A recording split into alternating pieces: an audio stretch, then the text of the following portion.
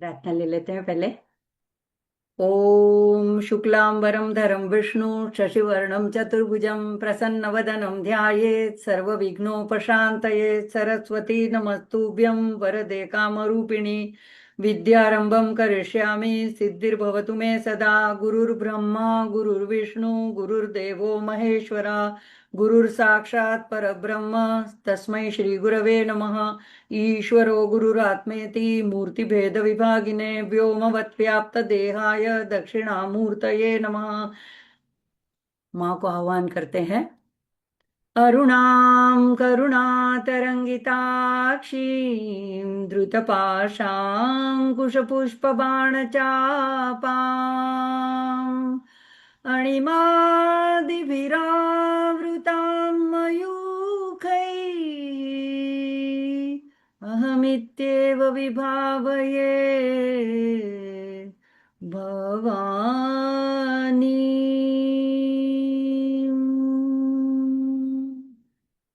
श्रीमात्रे नमः। हमारी 79वीं 79th स्वातंत्र्य दिन की सबको अग्रिम शुभकामनाएं। और जन्माष्टमी भी आ रही है, तो कृष्ण जन्म को भी अवकार करते हैं। कृष्ण जन्म जन्म की भी बहुत बहुत बधाई सबको। पिछले सत्र में हमने 14वें श्लोक के एक चरण तक देखा था, और आज हम उसका दूसरा चरण देखेंगे। ये एक बात हमने हमेशा याद रखनी है कि जो माँ जो है, ये एक भौतिक स्त्री के रूप में, हार्ड मांस की हमारे जैसे युवती के रूप में हमें उनके विग्रह को नहीं देखना है। हम विश्व रूप में उसके विग्रह का या उनके स्वरूप का, उनके तत्व का अर्थ जानने का प्रयत्न कर रहे हैं।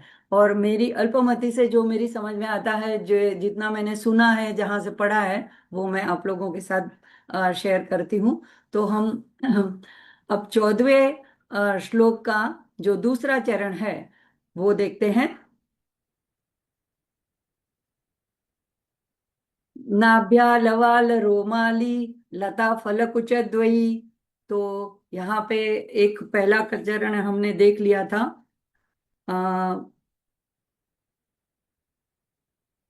कामेश्वर प्रेम रत्न मणि प्रतिपणस्तनी। तो इसको हमने विस्तार से देखा था। अब ये इसका दूसरा चरण है। नाभ्या लवाल रोमाली लता फलकुच द्वयी। तो नाभ्या लवाल, आल वाल संधि है यहाँ पे।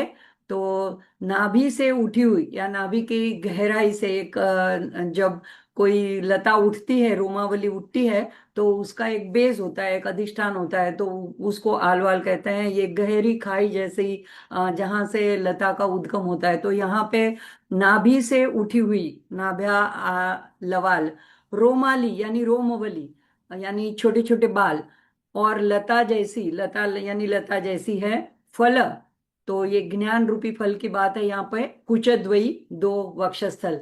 तो अब माँ के पहले वाग भावकूट का वर्णन हमने विस्तार से देखा। और वहां पे माँ की भुएं, माँ का भाल, माँ की आंखें, माँ की नासिका, कान, उनके कुंडल, उनके होंठ, ये सारी बातें वाग्भवकूट के अंदर आई। और अब जो ये मध्यकूट, कामराज कूट की बात आती है, तो यहाँ पे अब इसके वर्णन में अब वक्षस्थल की बात आती है। तो जिनके दो वक्षस्थल, अर्थ क्या होता है सब जोड़ने से? दो वक्षस्थल नाभि से उठी हुई रोमावली लता पर लगे ज्ञान रूपी फल स्वरूप है। तो जैसे एक वेल किसी आधार के सहारे से वृक्ष पर ऊपर चढ़ती है, तो हमें उसके ऊपर फिर फल लगते हैं। तो यहाँ पे ये कल्पना की गई है। अब इसको किसी भी मंत्र को लिटरली मीनिंग में, शब्दार्थ में नहीं लेना है। शब्द हमें इसीलिए समझने के लिए देखते हैं कि पूरा अर्थ समझ में आ जाए। अब मंत्र क्या बनेगा?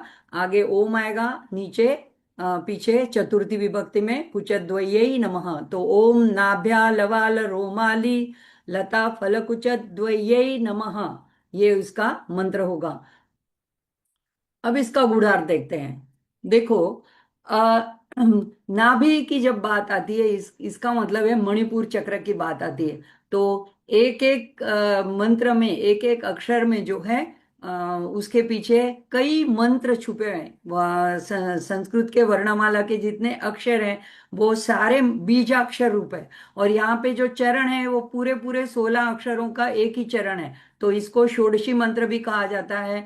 करुणामय हमेशा अपने प्रवचनों में कहते हैं कि ये जो 16 अक्षर वाला एक पूरा चरण है वो आप समझो कि वो एक ही पूरा षोडशी मंत्र है। तो अगर हमने षोडशी मंत्र की दीक्षा हो तो बहुत दूर की बात है, अगर हमने श्री विद्या में दीक्षा ही नहीं ली है, हमारे गुरु ही नहीं है, तो भी अगर इस स्तोत्र का पाठ हम करते हैं तो हमें षोडशी मंत्र का फल भी प्राप्त होता है। तो यहाँ पे उसका संबंध नाभि का, अब वहां से कहते हैं कि वो जो लता उठती है उसके ऊपर ज्ञान रूपी जो फल है वो वक्षस्थल है।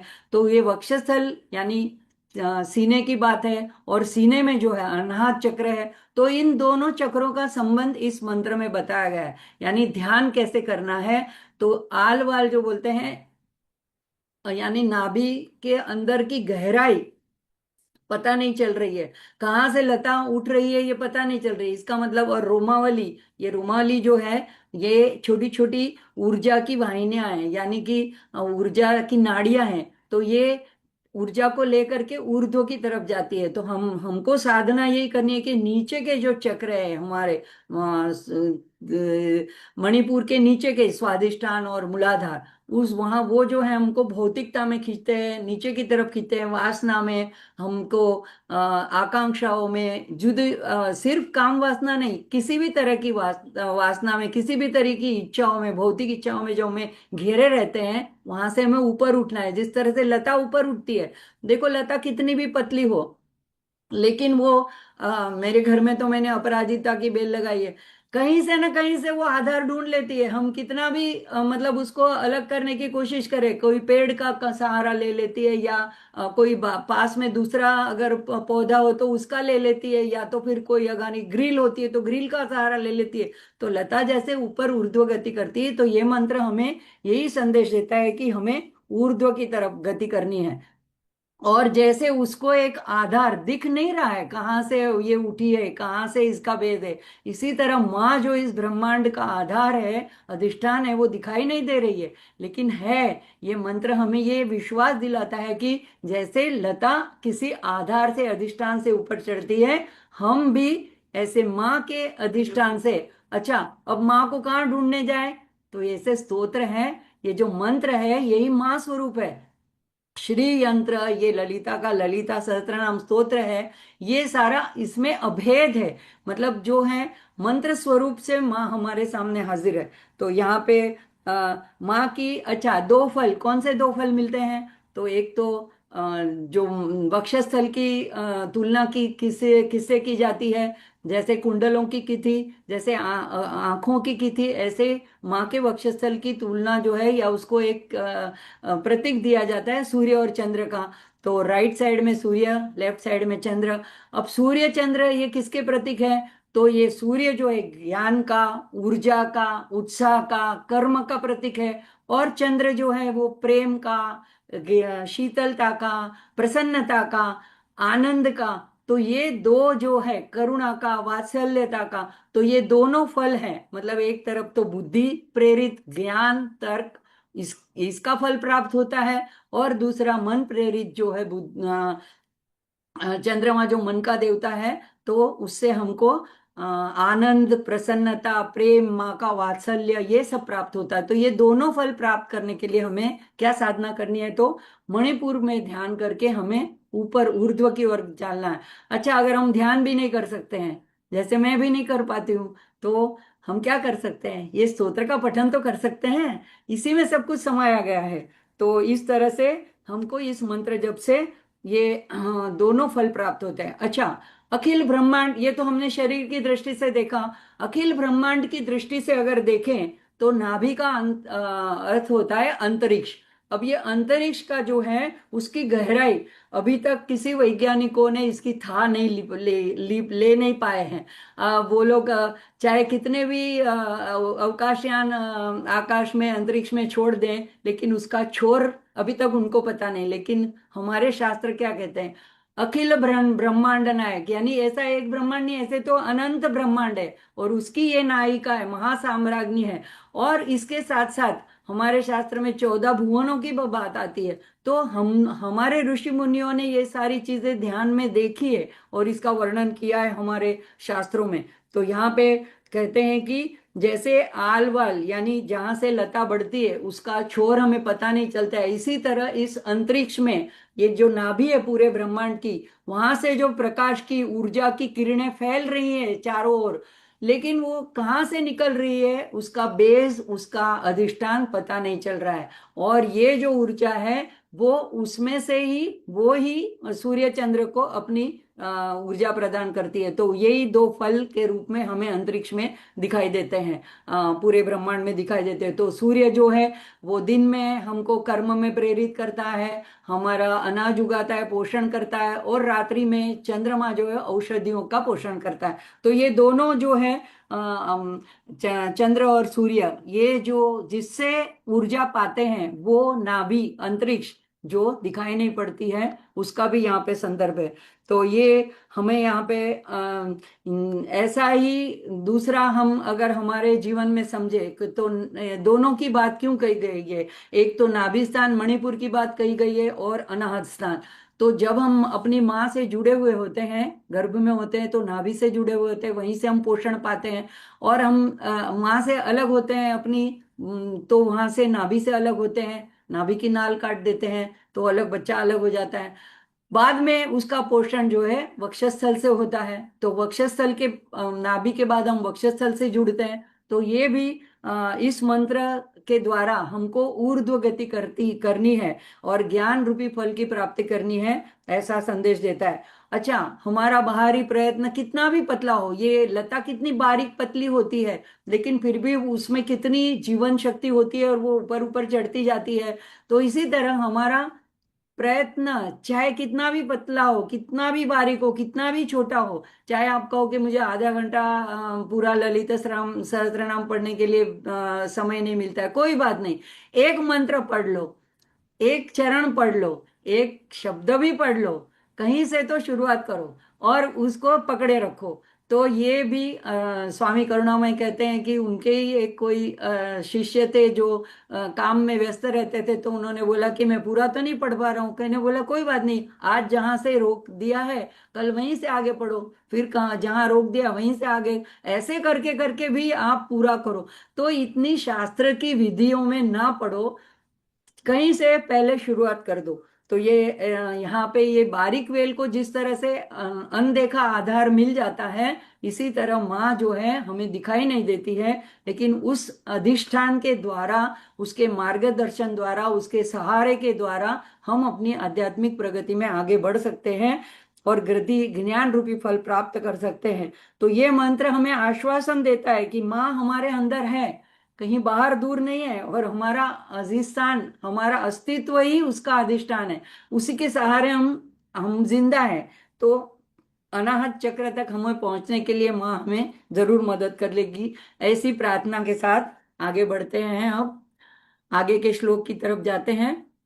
ये सभी चीजों को हमको अपने भौतिक दृष्टि से या भौतिक रूप से नहीं देखना है, एक ब्रह्मांड की दृष्टि से देखना है। तो ये अब 15वां श्लोक है। लक्ष्य रोमलता धारता समुन्नय मध्यमा। अब बोलते वक्त कोई कोई क्या करते हैं, लता आधार ता समुन्नय, ऐसे छंद की दृष्टि से आठ आठ शब्द होते हैं तो ता समुन्नय जोड़ देते हैं, लेकिन लता धारता शब्द है, ता समुन्नय कोई शब्द नहीं है। समुन्नय मध्यमा, कभी कभी छंद अगर हमारा टूट भी जाता है तो अर्थ नहीं बदलना चाहिए। तो लक्ष्य रोम लता धारता समुन्नय मध्यमा। अब इसका एक एक अर्थ देखेंगे। लक्ष्य एक अर्थ में देखेंगे तो ध्येय, उद्देश्य, या तो निर्देश करना, इसको भी लक्ष्य, लक्ष्य वेधना ऐसे कहते हैं। रोमलता, हम आगे के चरण में जो देखा उसी की आगे बात है। तो लता जैसी रोमावली, धारता उसका आधार, उसका अधिष्ठान। समुन्नय, समुन्नय समुन्नय सब तरफ से अच्छी तरह से उन्नत, उठा उठा हुआ, उभरा हुआ। मध्यमा, यानी कमर, कटी प्रदेश यानी मणिपुर चक्र के बाद। तो ऐसे लगता है कि इन इसका कोई क्या अर्थ लग सकता है, लेकिन अर्थ क्या है? माँ की कमर इतनी सूक्ष्म है, इतनी पतली है कि उसका लक्ष्य कराने के लिए, उस अधिष्ठान का लक्ष्य कराने के लिए, उसको जानने के लिए रोम लता से ही हमें उसका अनुमान लगाना चाहिए कि यहाँ पे रोम लता है, तो ये कहीं तो किसी अधिष्ठान से ऊपर उठी हुई है। तो यहाँ पे माँ ये अधिष्ठान को लक्ष्य करने या जानने के लिए रोमलता से ही अनुमान लगाया जा सकता है या जाना जा सकता है। तो उसी का अगले चरण का ही यहाँ पे और विस्तृत वर्णन दिया गया है। तो देखो, मंत्र यही बनेगा, ओम लगा के, ओम लक्ष्य रोमलता धारता समुन्नेय मध्यमा यही नमः। अब इसका गूढ़ अर्थ देखते हैं। तो अब पतली कमर जो होती है, कटी प्रदेश, वो एक सुंदरता का प्रतीक कहा जाता है, या जिसको सामुद्रिक लक्षण में भी इसको गिना जाता है। खभे ब्रॉड होने चाहिए, कमर पतली होनी चाहिए, तो ये सुडोल शरीर होना चाहिए। तो यहाँ पे माँ तो जो है, माँ त्रिपुर सुंदरी है, तो उनकी तो बात ही निराली है। तो यहाँ पे ये कहता है कि ये श्लोक हमें दर्शाता है कि माँ की जो अत्यंत पतली कमर है, उसका हम सिर्फ अनुमान लगा सकते हैं कि यहाँ पे कमर पतली है या यहाँ से लता उठी है। तो वशिनी आदि देवताएं जो हैं, तो ये में इसमें लक्ष्य रोमलता धारता समुन्नय मध्यमा, तो इनका कहना है कि सूर्य चंद्र जो है वो तो हमें दिखाई देते हैं, लेकिन उनका स्रोत, वो कहाँ से ऊर्जा पाते हैं, ये हमें ध्यान में नहीं आता, ये हमें पता नहीं लगता है। तो इसी तरह हम अनुमान लगाते हैं कि जब ये हैं, इनके पास ये ऊर्जा है, तो कहीं से ऊर्जा का स्रोत होगा। ये नश्वर है, तो कोई ऐसी सतत, कोई ऐसी अपरिवर्तनशील, ऐसी कोई परम सत्ता है जहां से ये अपनी ऊर्जा पाते हैं। तो गूढ़ार्थ क्या हुआ कि जो हमारी हमारी आत्मा है, वो भी इतनी सूक्ष्म है, और उसका मूल स्रोत कहीं अंदर गहराई में होगा, तो हमें पता नहीं चलता है। तो लेकिन कोई तो आधार इसका है, और हमारी जो आत्मा है वो परमात्मा से कहीं तो जुड़ी है, उसका अंश है। तो उस भरोसे, दृढ़ भरोसे से, जैसे ही यहाँ पे हम अनुमान करते हैं, ऐसे ही हमें अनुमान करके माँ का आधार है, इस दृढ़ दृढ़ भरोसे से हमें ऊर्ध्व गति करनी है। तो ये दृढ़ विश्वास कि चाहे दिखाई भी ना दे तो भी वो है, ये बात हमको ये मंत्र बताता है। अब इसमें ध्यान खींचने वाले शब्द है, एक एक शब्दों को देखते हैं। लक्ष्य, लक्ष्य यानी हमारा क्या उद्देश्य है, हम किस उद्देश्य से यहाँ पे मनुष्य देह धारण करके आए। तो ये हमको, ये लक्ष्य शब्द उस तरफ हमारा ध्यान बटाता है, हमको निर्देश करता है कि जैसे कितनी पतली दुर्बल लता हो, तो भी वो अपने लक्ष्य की ओर, अपने ऊर्ध्व गति की ओर प्रयाण करती है, चढ़ती है, प्रयास करती है। तो इसी तरह हमें भी माँ को प्राप्त करना, ये हमारा ध्येय है। तो हम चाहे हमारा प्रयत्न कितना ही पतला हो, दुर्बल हो, फिर भी शक्ति अल्प हो, फिर भी हमें जारी रखना है, क्योंकि आधार देने वाली वो है। अब धारता, तो धारता यानी आधार, अधिष्ठान। तो अब हम कहेंगे कि लता को तो आधार मिलता है, ग्रिल का मिलता है, पौधे का मिलता है, हमको कहाँ से कौन सा आधार है? तो ये जो स्तोत्र है, मंत्र है, जप है, भजन है, ये माँ का विग्रह है, ये सारे हमारे आधार है। तो और ये ललिता सहस्त्र नाम तो सबसे अमोघ ऐसा स्तोत्र है कि इसका एक एक शब्द मंत्र है। तो ये हम हमारे पास है, ऋषि मुनियों ने हमारे लिए ये विरासत में दिया है। तो इसी के आधार से हमें समुन्नेय यानी उन्नत, ऊपर की दिशा में, यानी हमारे भौतिक चक्रों को छोड़कर, ग्रंथि भेदन करके हमें ऊपर की दिशा में, यानी अनाहत चक्र से ऊपर चढ़ बढ़ना है। यानी शूद्र वासनाएं, शूद्र इच्छाओं को विजय पा करके अच्छी सद्वासनाएं, सत्कर्म करके ऊपर की ओर बढ़ना है। अब ये जो तत्व है माँ का, परम तत्व है, वो सर्वव्यापक है। अब जो सर्वव्यापक है, जिसकी बाउंड्री नहीं है, जिसकी कोई सीमा ही नहीं है, तो हम कैसे उसको देख पाएंगे? इसीलिए वो अदृश्य है। जो जो चीज हम देख पाते हैं, जैसे ये पेन है, अगर मैं इसको देख पाती हूँ तो इसका मतलब कि उसकी सीमा मुझे पता है, ये इतनी है, तो इतने फुट की है, ये रंग की है। तो इस तरह माँ को हम व्याख्यायित नहीं कर सकते कि ये इतने में ही है। वो सर्वव्यापक है, और सर्वव्यापक होने से कोई चीज सूक्ष्म हो जाती है, अति सूक्ष्म हो जाती है, उसे हम देख नहीं पाते हैं। तो अब इसका दूसरा चरण देखते हैं।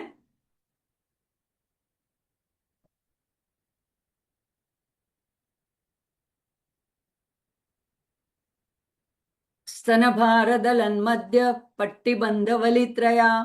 अब वक्षस्थल के बोझ से, स्तनभार यानी वक्षस्थल के बोझ से, अब माँ के जो पोषण वृत्ति के जो स्थान है, जो उसके प्रतीक हैं, वो माँ के वक्षस्थल है। पूरे ब्रह्मांड का पोषण करना है, तो उनके वक्षस्थल पूरे भरे हुए हैं। तो वो उससे दलन, माँ का जो विग्रह है, माँ का जो शरीर है, माँ का जो मध्य भाग है, वो थोड़ा झुका हुआ है। मध्य कटि प्रदेश, पट्टबंध वलित्रया, वहां पे इस वजह से एक तीन रेखाएं बन गई है। तो वो ऐसी लगती है जैसे उन्होंने वहां पे एक कमर बंद बांधा हुआ है, या तो उन्होंने एक असल में भी एक सुवर्ण का कमरबंद पहने हुए, ऐसा भी भाव हम कर सकते हैं। तो अर्थ क्या हुआ? माँ जो सुवर्ण का कमरबंद पहने हुए है, अब सुवर्ण इसलिए कि माँ के सारे अलंकार, वो रागनी जो है, महारागनी, इसीलिए जैसे यहाँ चित्र में भी आप देख सकते हैं, तो सुवर्ण के कमरबंद वहां पे पहने हुए, उनकी कमर को सहारा दे रहे हैं। तो ऐसा लगता है इतनी पतली कमर है, शायद ये इतने ब्रह्मांड का भार उठा नहीं पाएगी। तो इसके लिए जहाँ वहां पे जैसे कि तीन वलयधारी ऐसा एक कमरबंद का पट्टा है। तो वक्षस्थल के भार से कमर झुकी हुई है, और परिणाम स्वरूप कमर पर तीन वलय, तीन रेखाएं बनी है। तो मंत्र होता है, ओम स्तनभारदलन मध्य पट्टबंधवली त्रयायै नमः। अब देखते हैं इसके भी क्या क्या गुणार्थ निकलते हैं। तो सबका सामान्य अनुभव है कि आकाश में जब परिपूर्ण पानी से, जल से पूर्ण ऐसे बादल जब छाते हैं, तो घने काले होते हैं और वो झुके हुए होते हैं। तो वो अब आप, अगर आप उस ऐसे दिनों में, बारिश के दिनों में अगर पहाड़ियों पे अगर चले जाओ, तो आप ऐसे लगता है जैसे हम बादलों में चल रहे हैं, जैसे बादल हम छू सकते हैं, इतने नीचे आ जाते हैं, इतने झुके आसमान जैसे झुका हुआ होता है। तो ये जैसे भाव है, उसी तरह से यहाँ पे एक भाव है कि जैसे कि माँ के पोषण वृत्ति के जो प्रतीक है, उस वक्षस्थल की वजह से माँ थोड़ी झुकी हुई है। और ये तीन वलय जो है, तो ये तीन वलय, ये माँ के जो परिपूर्ण ऐसे वक्षस्थल है, वो करुणा से भरे हुए, प्रेम से भरे हुए, तो इसी का ये प्रतीक है। और ऐसी करुणा से पूर्ण व्यक्ति जो है, वो अहंकार रहित होती है। देखो, जिसमें अहंकार होता है ना, उसमें अकड़ होती है, वो ऐसे सीधा ही रहेगा, कभी झुकेगा नहीं। जो झुकता है, इसका मतलब है कि उसमें प्रेम है, करुणा है, वात्सल्य है। अगर बच्चा गिर गया है, गंदा हो गया है, का कुछ मिट्टी लग गई है, तो माँ तुरंत झुक के उसको अपनी गोदी में उठा लेती है। ऐसी अकड़ में नहीं कि मेरे कपड़े खराब होंगे तो मैं नहीं उठाती हूँ। तो ये जो माँ का स्वरूप है, उसका जो तत्व है, ये झुकी हुई है। इसका अर्थ है कि माँ करुणा से ओतप्रोत है, बच्चे को गोद में लेने के लिए, उसको प्रेम करने के लिए, वात्सल्य करने के लिए तत्पर है, इसीलिए वो झुकी हुई है। तो हम पर आशीर्वाद देने के लिए वो झुकी हुई है, और हमको जीवों की रक्षा के लिए, उनको गोद में उठाने के लिए आतुर है, इसलिए वो झुकी हुई है। तो ये तीन रेखा है, वो समय के तीन पहलुओं को भी दर्शाते हैं, जैसे भूत, भविष्य और वर्तमान। तो माँ जो है, सूर्य चंद्र उनके हाथ में है, तो ये काल की गणना हम सूर्य चंद्र के आधार पे करते हैं, तो काल माँ के हाथ में है, और काल के काल, महाकाल की वो अर्धांगिनी है। तो समय उनके वश में है, उनके उनका आधिपत्य है। तो ये तीन वलय, समय की तीन रेखाएं, समय के तीन पहलू भी दर्शाते हैं। साथ में तीन जितने भी त्रिक है, तो सत्व, रजस, तमस, तीन गुण दर्शाते हैं, जिसके द्वारा माँ सृष्टि का सृजन करती है, उसकी स्थिति और उसका लय करती है। तो और ये असीम कृपा और करुणा का प्रतीक है, जो बच्चों के लिए पोषण देने के लिए उनके वक्षस्थल जो है वो इस तरह से पूरे परिपूर्ण भरे हुए हैं और उसके बोझ से वो झुकी हुई है। तो ये नवजात शिशु को जन्म देने वाली जो माता होती है, तो उसके देखो वक्षस्थल कैसे होते हैं। अगर बच्चा कुछ देर तक ना उठे, बहुत देर तक सोया रहे, तो उनके वक्षस्थल से अमृत की धारा अपने आप बहने लगती है। तो इसी तरह अगर हम उनके बच्चे हैं और हम उनके मिलने के आतुर है, तो हमारे से 10 गुना ज्यादा माँ हमसे मिलने के लिए आतुर है। इसीलिए ये मंत्र हमें बताता है कि माँ झुकी हुई है हमारे लिए, हमको मिलना चाहती है, हमको गोद में लेना चाहती है। तो हमें साधना करके इस मंत्र का जाप करके माँ तक पहुंचना है। और सोने का जब संदर्भ आता है, तो जब भी अलंकार की बात आती है, तो उसमें कोई ना कोई मंत्र छिपा होता है, तो वो गुरुमुख से ही जाना जाता है। और सोना जो है वो सौर ऊर्जा से जुड़ा हुआ है, तो जीवन शक्ति का, समृद्धि का प्रतीक है, आध्यात्मिक शक्ति का प्रतीक है, आत्मविश्वास को बढ़ाता है। तो यहाँ पे माँ जो है वो राजराजेश्वरी है। और इसीलिए देवी देवता के हम चित्र भी देखते हैं या उनके विग्रह देखते हैं, तो उसमें सारे ऐसे अलंकार आभूषण उन्होंने धारण किए होते हैं। तो ये एक ऐश्वर्य का भी प्रतीक माना जाता है। तो ये 3 रेखाएं का और एक गूढ़ार्थ ऐसा है कि रिम जो माँ का मूल मंत्र है, देवी प्रणव कहा जाता है, उसके भी 3 बीज मंत्र के 3 अक्षर हैं, ह र और इम। ह र और इम, तो ये शिव शक्ति को दर्शाती है। और माया को दर्शाने वाली रिम का हमने पहले भी विस्तार से वर्णन किया है। तो ये रिम को भी ये 3 वलय जो है वो दर्शाते हैं। इसलिए इस संप्रदाय में लोग 3 रेखाएं यहाँ पे भाल पे खींचते हैं, गले पे खींचते हैं, छाती पे। तो ये 3 जो है ये बहुत सारी त्रिक का संदर्भ करता है, उसको इंगित करता है। आगे का श्लोक देखते हैं।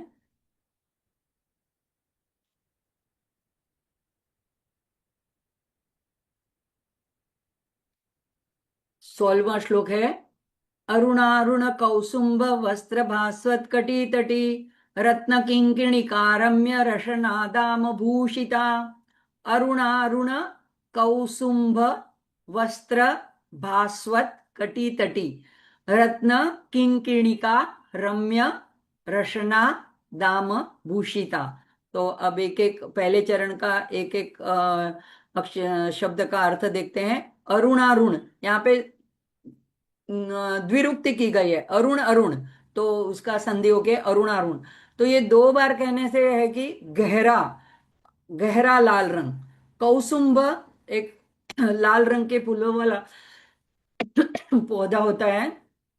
तो पुराने जमाने में ऐसे ये इस पौधे से कौसुंब, उसको कभी कभी कुसुम भी कहा जाता है, उसके फूलों को तोड़ करके उससे रंग बना करके वस्त्र को रंगे जाते थे लाल रंग से। ऐसे हमारे यहाँ भी केसुड़ा बोलते हैं, जो होली के टाइम में आता है। तो वो फूलों को भी वो ऑरेंज जैसे रेडिश ऑरेंज होते हैं, तो उनको भी पानी में उबाल के उसका भी रंग बनाया जाता है। और पहले के जमाने में ऐसे जो केमिकल रंग नहीं थे, तो उसी से होली खेली जाती थी। तो ऐसे कौसुंभ जो है वो एक लाल रंग के फूलों वाला, बहुत ब्राइट लाल रंग के फूलों वाला पौधा है। और उसी में रंगा हुआ वस्त्र, यहाँ पे माँ का रेशमी पोशाक, भास्वत यानी शोभायमान हो रहा है, प्रकाशित हो रहा है। कटी तटी यानी कमर के आसपास। तो अर्थ हुआ माँ अपनी कटी के आसपास गहरे लाल रंग के रेशमी वस्त्र में शोभायमान है, जो कौसुंभ के लाल फूलों से रंगा है। और मंत्र हुआ ओम अरुणारूढ़ कौसुंभ वस्त्र भास्वत कटी तटा कटी तट्यै। अभी यहाँ पे संधि के हिसाब से कटी तट्यै नमः, इस तरह से मंत्र होगा। इसका अभी गूढ़ अर्थ देखते हैं। अब गहरा लाल रंग, तो यहाँ पे देखो कि हम्म, एक जहाँ पे हमने पहले चौथे श्लोक से शुरू किया था, तो वहां से चंपका शोक पुन्नाग सौगंधि कलसत्कचा, तो वहां से वाग्भव कूट की शुरुआत हुई थी। और चिबुक की बात जब आई, अनाकलित सादृश्य चिबुक श्री विराजिता, तो वहां तक जो था वो पहला कूट था और अब ये दूसरा कूट है। तो यहाँ पे इसकी मध्य कूट की शुरुआत जो हुई वो कामे शबद्ध मांगल्य सूत्र से हुई और यहाँ पे 38 मंत्र पर ये अब ये यहाँ पे ये समाप्त होती है। तो इस मंत्र के साथ ये मध्य कूट की जो चर्चा है, माँ का पंचदशी मंत्र के 3 कूट है, वाग्भव कूट, मध्य कूट को कामराज कूट कहते हैं और शक्ति कूट तीसरा कूट। तो जो बीच में का माँ का मध्य का शरीर है वो माँ के पंचदशी मंत्र के बीच में का दूसरे कूट का प्रतिनिधित्व करता है। तो अगर हमने पंचदशी मंत्र में भी दीक्षा नहीं ली है लेकिन ये अगर हम स्तोत्र पढ़ते हैं तो हमको पंचदशी मंत्र का भी फल प्राप्त होता है। तो यहाँ पे सुनहरा, पीला और लाल, ऐसा अरुणारुण, सुबह का अगर सूर्योदय होता है तो सूर्योदय से पूर्व अरुणोदय जब होता है, अरुण सूर्य के रथ का सारथी है, तो उसका भी यहाँ पे संदर्भ मिलता है कि ऐसा अरुणी रंग। और उसमें साथ में सूर्योदय होने वाला होता है तो थोड़ा सा सुनहरा रंग भी होता है। तो ऐसे सुनहरे की रंग की भी बात है और लाल रंग की भी बात है। तो इन दोनों रंगों की यहाँ पे बात है। ये रंग भी बहुत मार्मिक रूप से यहाँ पे वाग वशिनी आदि देवताओं ने इसको प्रायोजित किया है। अब गुणार्थ क्या है कि अरुणा, तो अरुणा नाम की एक वाग देवता भी है। जैसे वशिनी, कामेश्वरी, मोदिनी, विमले, अरुणे, जयिनी, सर्वेश्वरी, कौलिनी, 8 जो देवता है वाग देवता, उसमें से एक जो है वो अरुणा है। तो एक तरफ से अरुणा देवी, ये कटी में उनका स्थान है, ऐसा भी भाव निकलता है। तो यहाँ पे ये ऐसे जो सुंदर यहाँ पे कमरबंद की बात आ रही है, अरुणारुण कौसुंभ, तो ये लाल रंग हमेशा जो है हर एक अलग अलग जगह पे अलग अलग वृत्ति को दिखाता है। अगर आंखें लाल हुई तो ये गुस्से को प्रदर्शित करती है, लेकिन गाल लाल हुए तो ये लज्जा को प्रदर्शित करते हैं या प्रेम भाव को प्रकट करते हैं। तो यहाँ पे ये अरुणारुण ऐसे बार बार आता है। और इसको वस्त्र भास्वत कटी तटी, तो वस्त्र जो है ये एक आच्छादित कर दिया है और आच्छादित किया है कटी भाग को। तो ये कटी भाग जो मध्यकूट जो है उसका जो मंत्र वगैरह होता है वो गुरुमुख से ही सुने जाते हैं, तो ये ऐसे जाहिर में सबको प्रदर्शित नहीं किए जाते हैं। तो इसीलिए एक तरह से ये माया का स्वरूप है और माया ने उसको आच्छादित, माया से उसको आच्छादित कर दिया गया है। तो इस तरह से और जो हमारे जीवन के ताने बाने हैं वो भी एक वस्त्र की तरह है। जैसे कबीरदास जी कहते हैं कि मैली चादर ओढ़ के कैसे द्वार तुम्हारे आऊं, तो ये हमारे जो वस्त्र के ताने बाने हैं वो भी माँ ही बुनती है। तो ये माँ ने अपनी कटी पे उसको एकदम चमकीला ऐसा धारण कर लिया है। इससे आगे का देखते हैं। तो माँ के साथ जुड़ी हुई हर चीज लाल रंग की है और ये हर जगह में लाल रंग कुछ ना कुछ हमें संदेशा देता है। तो यानी ये उनकी जो गतिविधियां हैं माँ की, जो स्थिति, लय और अभी हमने देखा 3 वलय जो है, तो ये सृष्टि, स्थिति और लय को भी दर्शाते हैं। तो ये सब माँ की जो पंचकृत्य है ये इतने गूढ़ हैं, उस माँ ने उसको गुप्त रीति से ढके रखे, हमारी समझ की बाहर है। तो ये लाल रंग को ये उनका करुणा से ओतप्रोत है ये भी दर्शाता है। अभी आगे का मंत्र देखते हैं।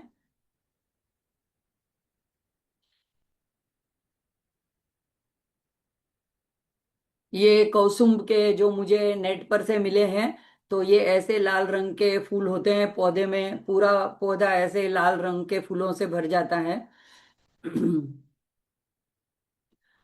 अब इसका दूसरा चरण है रत्न किंकिणिका रम्य रशनादाम भूषिता। तो रत्न किंकिणिका, किंकिणिका छोटी छोटी घंटियों को बोलते हैं और वो रत्न जड़ित है और रम्य सुंदर मनोहर है। रशनादाम यानी करधनी जो कमर पे पहनी जाती है, भूषिता यानी उससे माँ अलंकृत है, शोभित है। तो यानी माँ कमर पर सुंदर छोटी घंटियों और रत्न जड़ित घंटियों वाली रत्न जड़ित करधनी से अलंकृत है।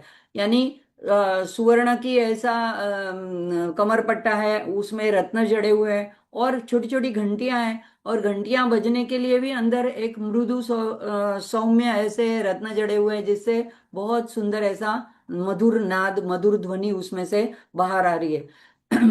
तो मंत्र क्या होता है? ओम रत्न किंकिणिका रम्य रशना दाम भूषितायै नमः। अब इसका उदाहरण देखते हैं। जहां पे भी रत्न की बात आती है तो वहां पे मंत्र छिपा होता है, क्योंकि मंत्र ही रत्न, यानी मंत्र, मंत्र स्वरूप ही रत्न, मंत्र, मंत्र को ही रत्न बोला जाता है, तो माना जाता है। तो यहाँ पे जो, जहां पे जिस भी आभरण की बात आती है और आभूषण की बात आती है, तो उसमें कोई ना कोई मंत्र छिपा होता है। तो देखो, मंदिर में हम जब जाते हैं ना, तब भी हम घंट बजाते हैं, क्यों?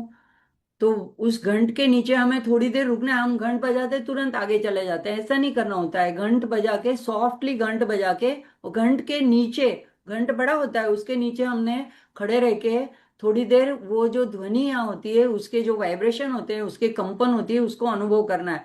तो हमारा मन जो है, वो जो सब तरफ बिखरा हुआ होता है, तो मंदिर के अंदर जाने से पहले उसको हम एकत्रित करते हैं, एकाग्र करते हैं। तो इस तरह से नाद जो है, वो हमें हमेशा मन को एकत्रित करने में, एकाग्र करने में मददरूप होता है। तो यहाँ पे एक नाद की बात कही गई है। तो जैसे कमर पे माँ का कमर पट्टा है, तो यहाँ पे स्वादिष्ठान चक्र, नाभि से थोड़ा नीचे भी कमर पट्टा बांधते हैं लोग, तो वो स्वादिष्ठान चक्र के ऊपर से कमर पट्टा बांध के रखा है माँ ने। तो ये क्या इंगित करता है कि एक एक जो इसके छोटी छोटी घंटियां हैं, वो उसमें से जो नाद आते हैं, तो माँ ये बताना चाहती है कि जैसे तुम साधना में आगे बढ़ते हो, तो ये ऐसी अनुभूति आने लगती है। तो 10 प्रकार के नाद बताए गए हैं। एक चीनी, यानी चीनी यानी शब्द का नाद। अब मैं जो शब्द बोलती हूँ, तो उस शब्द की वजह से भी एक प्रकार का कंपन, एक प्रकार का ध्वनि उत्पन्न हो रहा है। तो वो एक बहुत पहले क्रम का नाद है। उसके बाद में चीनी चीनी, यानी एक छोटी छोटी घंटिकाएं जब बजती है, तो उसके नाद को चीनी चीनी बोलते हैं। और वो बिना, नाद के बिना तो कोई संगीत, नृत्य, कोई भजन या कोई स्वर, कुछ भी नहीं हो सकता है। तो नाद जो है वो ध्वनि का प्रवाह है, और ब्रह्मांडीय कंपन की जो ध्वनियां है, उसका ये नाद जो है, उसको, उस प्रवाह को ही नाद बोलते हैं। तो ये जो माँ के कमर की जो घंटियां हैं, वो ब्रह्मांड का कंपन है। जो पहला प्रिमोडियल साउंड, जो पहला ओमकार निकला, उससे भी पहले जो नाद प्रकट हुआ, उस नाद की यहाँ पे बात है। तो योगी जब अपना ध्यान करते हैं, तो उनको अलग अलग प्रकार के ध्यान में बिना किसी वस्तु के, बिना किसी वस्तु के आवाज सुनाई देती है, ध्वनियां सुनाई देती है। तो उसमें ये छोटी छोटी घंटिका की ध्वनियां ये सबसे पहले सुनाई देती है, उसी की बात यहाँ पे चल रही है। फिर शंखनाद होता है।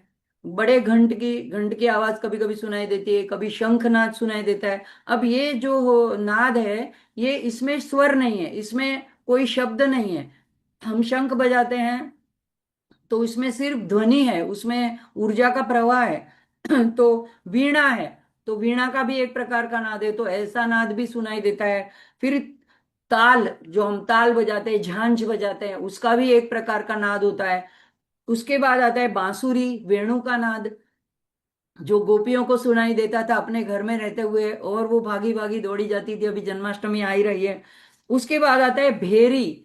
भेरी यानी जो दुदुम्बी बोलते हैं, जो विजय का प्रतीक है, जो युद्ध में बजाई जाती है घोष करके। तो ये जब हम अपने साथ ऐसा एक संकल्प करते हैं कि नहीं, अब मैं अपने विकारों से, विकारों को छोड़ दूंगी और उसके बंधन में नहीं फंसना चाहती हूँ, अब मैं मेरे षड रिपुओं को मात करना चाहती हूँ। तो ये क्या होता है, ये जब हम माँ के सामने संकल्प करते हैं कि माँ हमें इससे बचाओ, तो ये हमारा युद्ध छिड़ जाता है उन लोगों के साथ। अच्छा, वो तो अंदर रहते हैं, वो तो अपना माया तो अपने कब्जा दिखाना चाहती है, तो वो तो हमको अपनी गिरफ्त से छोड़ना नहीं चाहती है। तो ये जैसे दोनों के साथ में हमारे ही अंदर की दोनों वृत्तियों के बीच में जो युद्ध चलता है, तो इसमें एक भेरी बजती है विजयनाद, माँ एक ऐसा आवाज हमें सुनाई देता है तो हमें पता चलता है कि इसमें अभी हमारी विजय निश्चित है।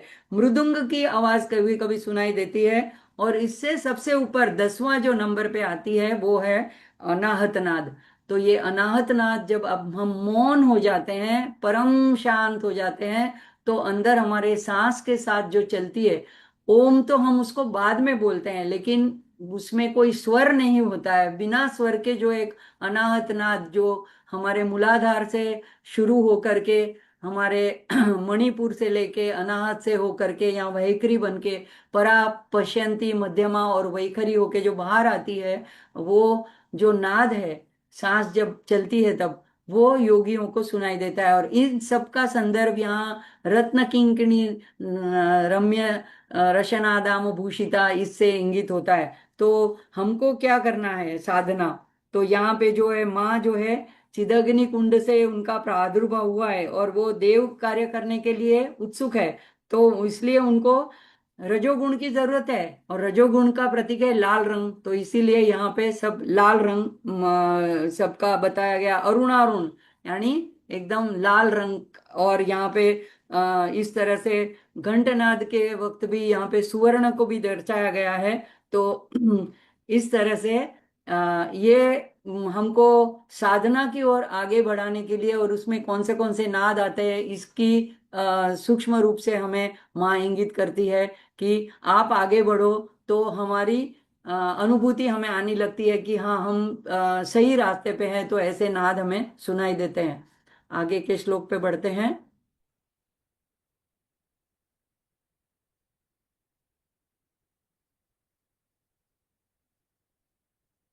कामेश ज्ञात सौभाग्यम मार्दवो रुद्वयान्विता, माणिक्य मकुटाकार।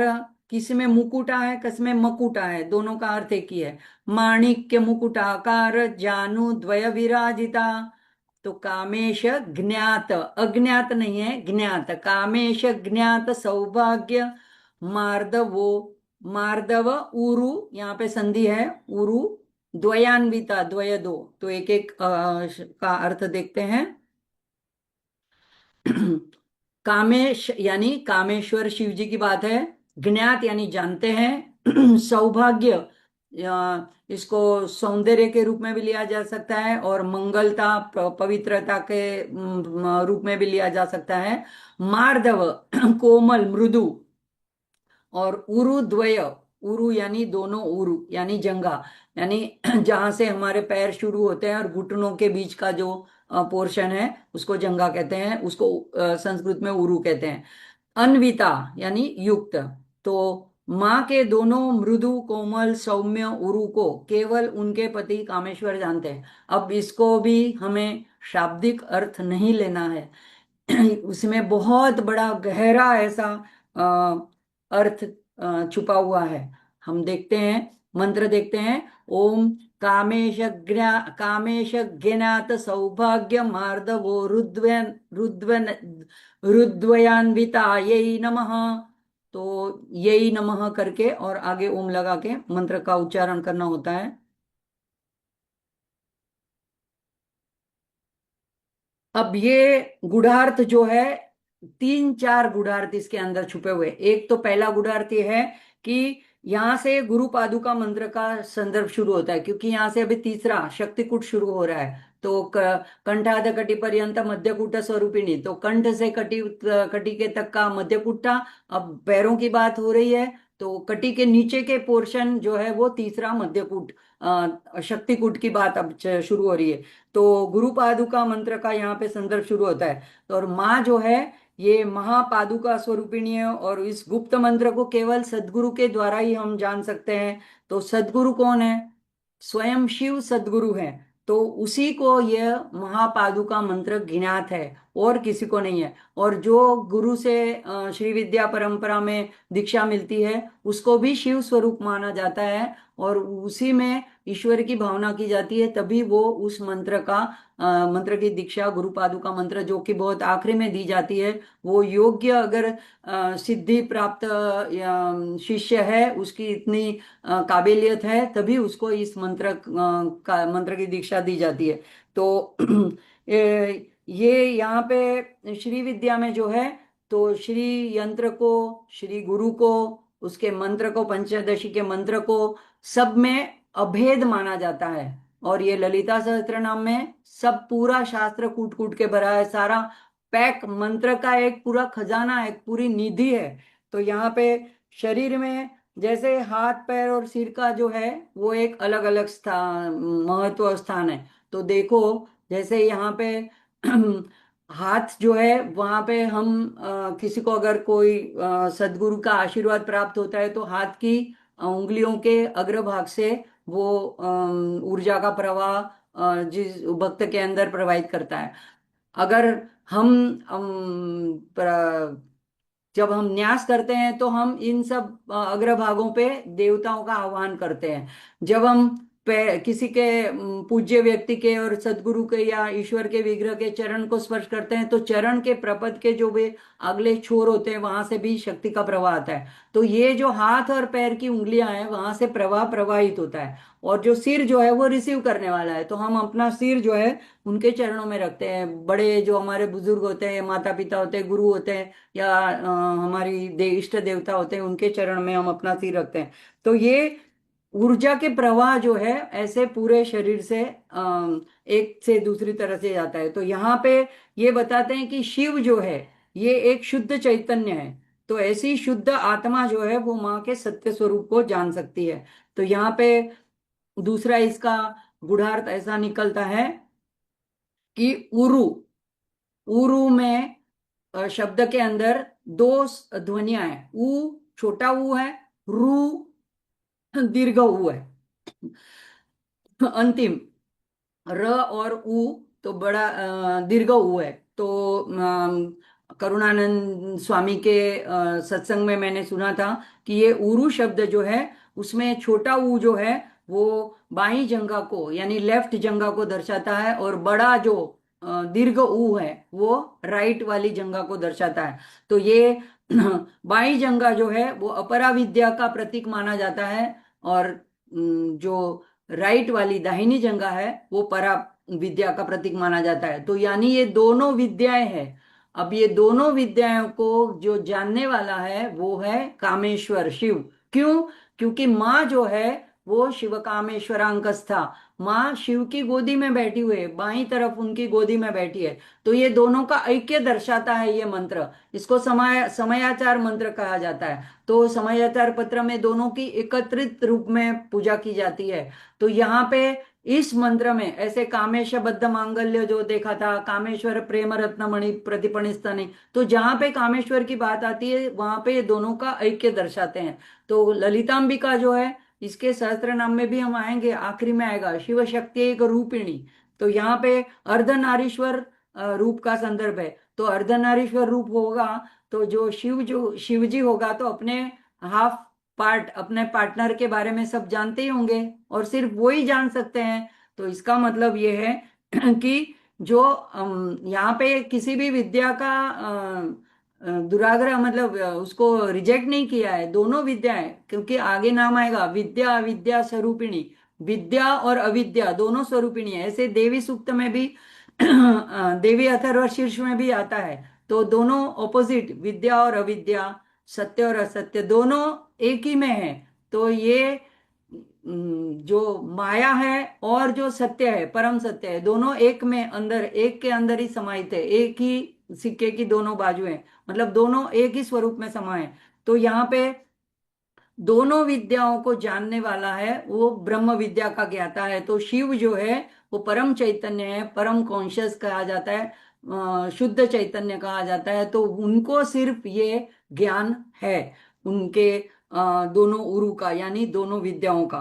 तो यहाँ पे सौभाग्य एक शब्द हमने देखा था। तो सौभाग्य यानी पवित्र, सुंदर, शुभ। तो माया जो है उसको यहाँ पे ऐसे डिस्कार्ड नहीं किया गया है। अपरा विद्या जो है वो भौतिक हमको जीवन में कुछ प्राप्त करने के लिए, आजीविका के लिए वो उस विद्या का हमको उपयोग होता है। तो लेकिन उसकी भी हमको इतनी जरूरत है। तो श्री विद्या में ऐसा नहीं कहा गया है कि पूरा सब कुछ छोड़ छाड़ के वैराग्य लेके वन में चले जाओ। माँ जो है भोग और मोक्ष दोनों की दाता है।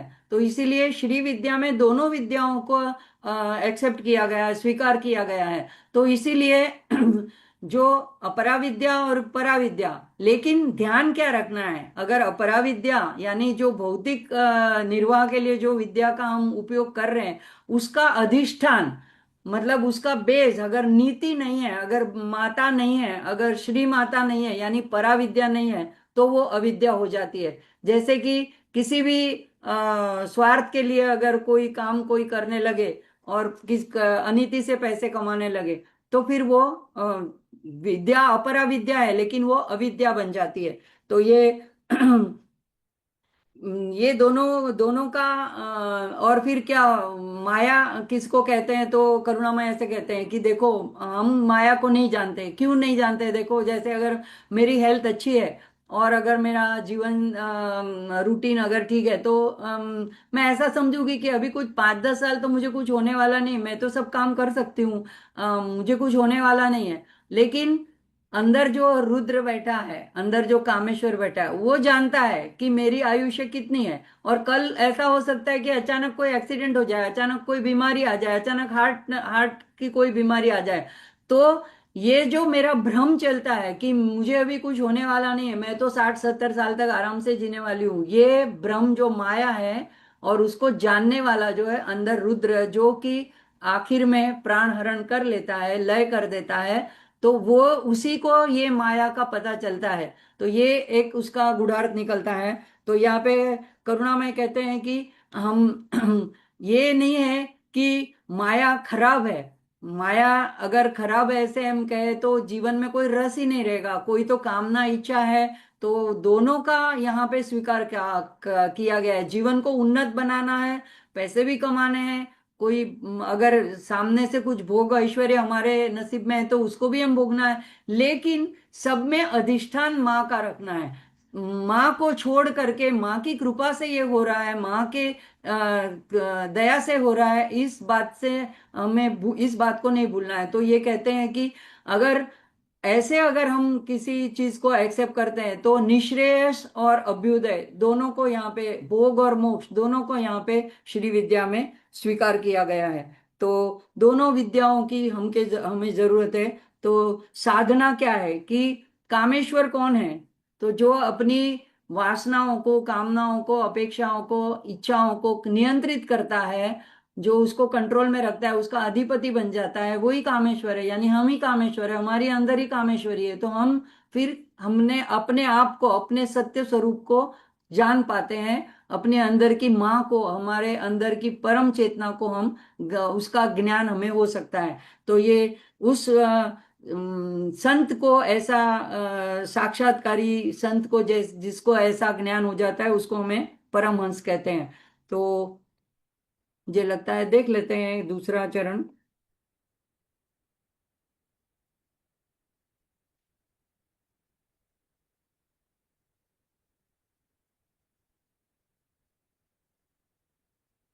माणिक्य मकुटाकार जानु द्वय विराजिता। तो मुकुटाकार मकुटाकार दोनों का अर्थ एक ही है। माणिक्य एक लाल रत्न मणि जो कठिन होता है, उसको माणिक्य कहते हैं। मकुटाकार मकुट के समान यानी मुकुट के समान। जानुद्वय यानी दोनों घुटने, विराजिता शोभायमान है। माँ के दोनों घुटने, घुटने यानी एक्चुअली घुटने के ऊपर जो नी कैप बोलते हैं, उसके ऊपर का जो टोपी बोलते हैं, उसकी यहाँ पे बात की गई है।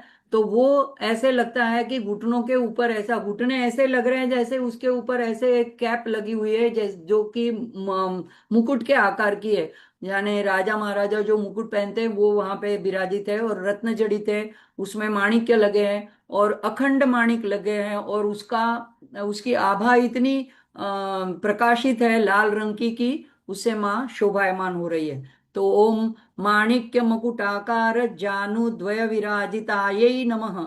अब यहाँ पे इसका गुणार्थ देखेंगे। तो जानू कहते हैं संस्कृत में घुटनों को, और उसके ऊपर ऐसी कैप और ऐसा ऐसी शोभा है। अब पहले तो उरु की बात करी, तब तो कहा कि वो मृदु है, कोमल है। अब माँ अगर शिव के बाईं ओर उसके अंक में बैठी है, तो उनके विग्रह की मृदुता कोमलता को जो जिसकी गोद में बैठा है वही जान सकता है। जैसे कि एक नवजात शिशु को माँ ने अपनी गोद में लिया है, तो वो उसकी कितनी कोमलता है, उसके शरीर के अंगों के कितनी मृदुता है, वो एक माँ ही समझ सकती है जिसकी गोद में वो बच्चा है। तो वो इसको उसको इस तरह से संभाल के रखेगी, इस तरह से संभाल के उठाएगी। इसी तरह शिव जी की गोद में कामेश्वरी बैठी है, तो उनका जो स्वरूप है, उनका जो तत्व है, वो कामेश्वर को ही ज्ञात है। ये एक सामान्य अर्थ है, और गूढ़ार्थ हमने देखा कि दोनों विद्याओं की बात है। अब यहाँ पे घुटनों की बात, तो तुरंत घुटने की बात आती है, तो यहाँ पे उसको कठिन कहा। तो देखो, जो जिसको ऑर्गेनाइजेशन करना है, संचालन करना है, तो ये हमेशा मृदु रहना ये पॉसिबल नहीं होता है। कभी कभी उनको कठोर भी होना पड़ता है। तो हमारे जो अगर कर्म ऐसे हैं, तो उसके उसका फल देने के लिए, उसका दंड देने के लिए माँ को ऐसे कठोर भी होना पड़ता है। तो कठोर उनका ऐसा जो माणिक्य सूचक है, वो कहता है कि माँ कभी कभी ऐसे कठोर निर्णय, कठिन परिस्थितियां भी हमारे जीवन में उपस्थित करती है। लेकिन अगर हम उनके शरणागत हैं, अगर हम उनकी भक्ति करते हैं, हम अगर उनके बच्चों के समान हम उसको प्रेम करते हैं, तो वो उसकी तीव्रता कम कर देती है, हम हमारे अपराधों को क्षमा भी कर देती है, और हमारे दंडों को माफ भी कर सकती है। तो यहाँ पे अतुलनीय ऐसी प्रभाव वाले उनके दो उनके घुटनों की, यानी टोपी की पटेला भी कहते हैं, उसकी बात कही गई है। तो जो अगर घुटने मजबूत हो, देखो हम अभी ज्यादातर जो चलना हमारा कम हो गया है बॉम्बे की लाइफ में, तो बहुत लोगों को ये स्वानुभव, मेरे एज के होंगे उनका तो होगा, कि अगर घुटने में तकलीफ हुई तो खत्म, फिर चलना फिरना बंद। तो फिर काम में भी उत्साह नहीं, एक तरफ पड़े रहते हैं, लोग भी उपेक्षा से देखते हैं। तो घुटने मजबूत होना, यानी स्फूर्ति जीवन में, और गति, क्रियाशीलता, तो ये सारा जो है आधार, पूरे शरीर का आधार भी घुटने के ऊपर है। तो ये मजबूत घुटना बताता है कि माँ जो है पूरे ब्रह्मांड का भार वहन करने के लिए ऐसे शक्तिशाली घुटनों के साथ कटिबद्ध है। और अगर माँ को अभी भंडासुर का वध करने के लिए भी आगे अग्रसर होना है, तो तब भी उनको ऐसा कठोर होना है, कठिन होना है। तो ये सारा संदर्भ ये कठिन माणिक्य से हमें मिलता है। और सौंदर्य लहरी में शंकराचार्य जो है ये जानुभ्याम के लिए एक उपमा माँ के लिए प्रयोजित करते हैं। विधिज्ञ, तो वो उसके आधार पे करुणामय स्वामी कहते हैं कि जो हमारे भविष्य को जानती है, ऐसी जो माँ है, विधि को, हमारे आगे होने वाले कर्मों को, उसके फल को जानती है, तो उसको कभी कभी हमारे लिए कठोर भी होना पड़ता है। तो हमें क्या करना है साधना, तो करुणामय स्वामी कहते हैं कि हमें माँ से प्रार्थना करनी है कि माँ देखो, हमारे घुटने अभी काम नहीं करते हैं, हम नीचे पालथी मार करके सुखासन में लंबी देर तक पूजा पाठ के लिए बैठ नहीं सकते हैं। अगर हमारे जैसे, मेरी जैसे एज के कोई है, तो उनके लिए मैं कह रही हूँ ये। तो हमने ये प्रार्थना करनी है कि माँ देखो, ये अच्छा नहीं लगता है कि आप मंदिर में नीचे हो और मैं कुर्सी पे ऊपर बैठ के करूँ, तो मुझे अच्छा नहीं लगता है, तो आप मेरे घुटने के दर्द को ठीक कर दो। तो वो कहते हैं कि ये वाला जो मंत्र है, इसको आप संपुटित करके बोलो, बार बार इसको दोहराओ, और माँ को प्रार्थना करो। संपुटित का मतलब क्या होता है कि ये एक मंत्र लेना है, और ललिता सहस्त्रनाम का एक चरण लेना है, आगे पीछे इस मंत्र को लेना है। तो इतना करने से और श्रद्धा भक्ति से करने से जरूर फर्क तो पड़ेगा ही पड़ेगा। कई किस्से में घटना, घुटने का दर्द गायब भी हो सकता है। और मेरा तो अपना अनुभव है कि क्या कहूँ आपको, 60-70% जो मेरी, या कहो कोई 80% बीमारियां जो है प्रार्थना से ही दूर हो जाती है। तो फिर अगर कोई ऐसा कोई कठिन प्रसंग आता है, तो ही मुझे डॉक्टर तक जाना पड़ता है। नहीं तो कोई कोई मुझे घर पे भी कहते हैं कि आप इसका कुछ इलाज नहीं करा, तो मैं कहती हूँ नहीं, मैं भगवान से बात कर ली है। तो अभी बात करी है, तो फिर थोड़ा टाइम तो लगता है ना, वो बात हमारे करेंगे, फिर कुछ उसका उपाय हमको सुझाएंगे, या हमको कुछ बताएंगे, या हमारे लिए कुछ करेंगे।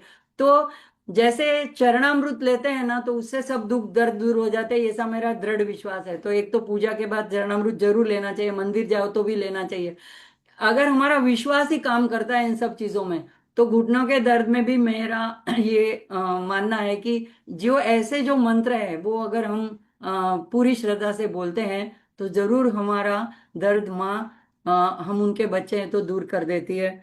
मुझे लगता है कि घुटना हमें समर्पण का भी संदेश देता है। देखो हम कहीं प्रार्थना करते हैं, अगर किसी के पैर छूते हैं या मंदिर में जाते हैं तो हम घुटनों के बल झुकते हैं, घुटने नीचे करते हैं, खड़े खड़े नहीं नमस्कार करना, ये गलत बात है। हमें थोड़ा झुक करके दंडवत करके या हाफ दंडवत करके हमें पंच अंगों से भी नमस्कार करना चाहिए।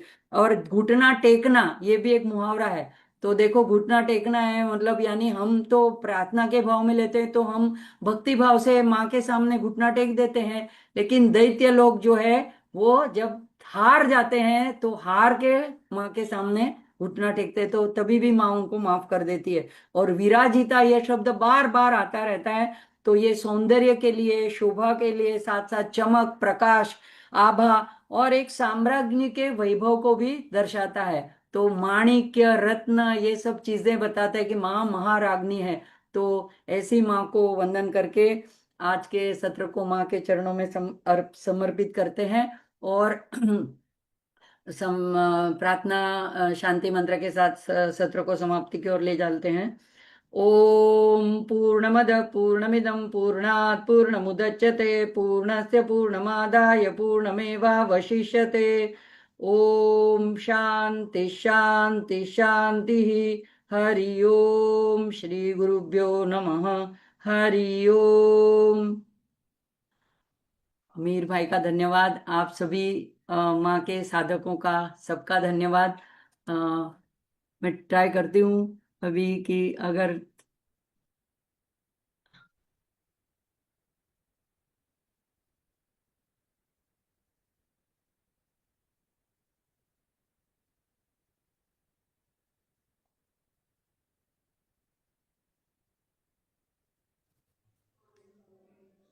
जय सबको श्री अनम्यूट कृष्ण। किया है मैंने। हम साथ में मिलकर शिव जी का जय घोष करेंगे। ओम नमः पार्वती पतये हर हर देव महादेव। हर जय श्री कृष्णा।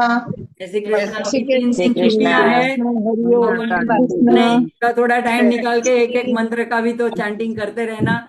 होमवर्क में पूछ नहीं रही हूँ, लेकिन हाँ याद रखना कि एक एक दो दो मंत्र जितना करते हैं डायरी में लिखते जाना। मुझे किसी का फोन आया था कि वो कह उन्होंने तो अब तक 100 मंत्र मुखोद्गत कर लिए और अगली शारदीय नवरात्रि तक उनको पूरा ललिता सहस्त्र नाम मुखोद्गत करने का उनका ऐसा संकल्प है। तो किसी ना किसी तरह से जुड़े रहिए माँ से बस। हाँ कृपा जी बोलिए। जय श्री कृष्ण।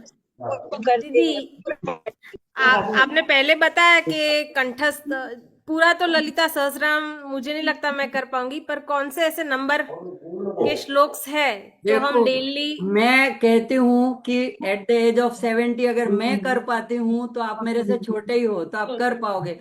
एक ही इसकी ट्रिक है, आप रोज सुनते रहो। कंठस्थ करने की कोशिश में मत जाओ। सुबह लगा लो, आप खाना बनाते हो, आपको जब भी घर में कोई नहीं है, किसी को डिस्टर्ब ना हो, इस तरह से एक दिन में एक बार सुनते रहो।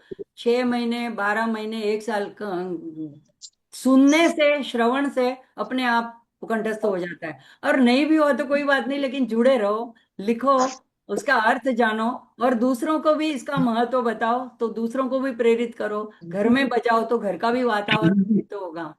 ठीक है। ठीक है और दीदी, पर नहीं ऐसे मीटिंग कोई को ऐसे एंड नंबर करती के हूँ। श्लोक के जो वो कंठस्थ डेली हम बोल सके, ऐसे कोई इसमें से के ऐसे तो पूरा ही पूरे पूरा ही है, लेकिन आपको जो अच्छा लगे वो एक आप चुन लो, कोई भी बात नहीं। माँ का ये स्वरूप का वर्णन है, वो आपको अच्छा लगे वो चुन लो। ठीक है। जय कृष्ण दीदी। जय कृष्ण। जय श्री कृष्ण दीदी। जय श्री कृष्ण बोलो। हाँ दीदी, घुटने के ऊपर कौन सा मंत्र बताया आपने? हाँ यही मैंने बोला ना, ये मंत्र हम बोल सकते हैं।